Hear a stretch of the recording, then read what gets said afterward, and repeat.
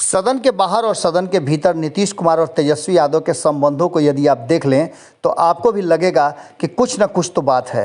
लेकिन इन सब से इतर दोनों ही खेमे के जो बाकी के नेता हैं वो किस तरह का विचार रखते हैं और क्या सोचते हैं एक दूसरे के बारे में, ये आपको हम लगातार बताते रहे हैं।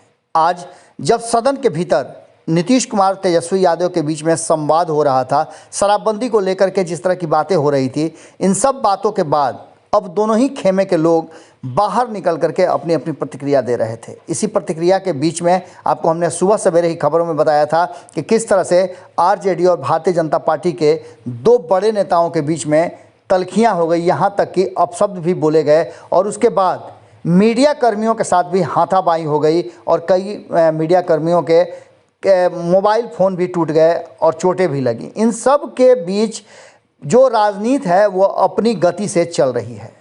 सत्ता और विपक्ष के बीच में तल्खियां जो हैं वो बाहर से ज़्यादा भीतर दिखनी चाहिए, जो कि शायद नहीं दिख पा रही है। जो भी बात है, कहीं ना कहीं कमज़ोर पड़ता दिख रहा है विपक्ष, लेकिन राष्ट्रीय जनता दल सरकार को घेरने का कोई अवसर छोड़ नहीं रहा है। आपको बता दें कि राष्ट्रीय जनता दल के एमएलए हैं अख्तरुल इस्लाम शाहीन लगातार प्रवक्ता भी हैं पार्टी के और मुखर होकर अपनी बातों को रखते हैं। उन्होंने साफ तरीके से सरकार को घेरते हुए कहा है कि भले ही नीतीश कुमार हमारे साथ मिलकर के शराबबंदी लागू करने का हिम्मत कर पाए, लेकिन वो शराबबंदी पूरी तरह से लागू हो ये हिम्मत नहीं जुटा पाए। हमारे रहते कानून तो उन्होंने बना लिया, हमारे दम पे उन्होंने सत्ता तो प्राप्त कर लिया, लेकिन उस सत्ता को और उस शराबबंदी के कानून को वो पूरी तरह से लागू कराने में पूरी तरह से अक्षम है। जब मुख्यमंत्री नीतीश कुमार जो शराबबंदी को अपना सबसे ज़्यादा महत्वपूर्ण हिस्सा मानते हैं और काम मानते हैं, उनके 100 मीटर के दायरे में अगर शराब की बोतलें मिलती हो, ये कोई विधानसभा की बात नहीं है। नीतीश कुमार के आवास के बाहर भी शराब मिली थी और ये स्थिति पूरे बिहार की है। भले ही नीतीश कुमार पर्दा डालना चाहें, लेकिन शराबबंदी पर पूरी तरह से विफल हैं।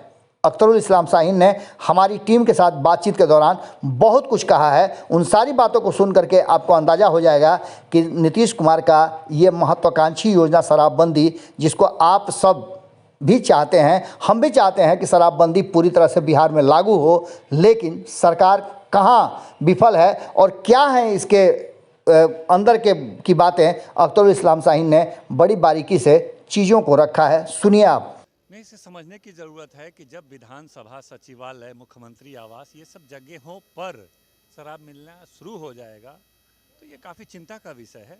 असल ये है कि किसके कैंपस में मिला ये मायने नहीं रखता। मतलब ये है कि ये बताने के लिए काफ़ी है कि बिहार के गांव-गांव, टोला-टोला, चौक-चौराहे पर शराब इजी अवेलेबल है। जिस बात को विपक्ष लगातार बोल रहा था, आज प्रमाणित हो रहा है कि जहां पर आपके सैकड़ों हजारों पुलिसकर्मी यहां पर रहते हैं, डीएम एसपी खड़े रहते हैं, मुख्यमंत्री खड़े रहते हैं, उसके 100 मीटर के अंदर में शराब की बोतलें मिल रही है। ये प्रमाणित करता है कि बिहार में शराबबंदी कहीं आंशिक रूप से भी लागू नहीं है और बड़े बड़े खेप लगातार पूरे अन्य राज्यों से बिहार में आ रहे हैं और हजारों करोड़ की अर्थव्यवस्था काम कर रही है। प्रमाणित करने के लिए काफ़ी है। दुखद यह है कि मुख्यमंत्री के 100 मीटर पे शराब मिलता है, का बोतल मिलता है और मुख्यमंत्री जी को 3 घंटे तक उनको खबर नहीं है। वो नेता प्रतिपक्ष से सदन में पूछते हैं क्या बोला आपने, शराब का बोतल मिला है।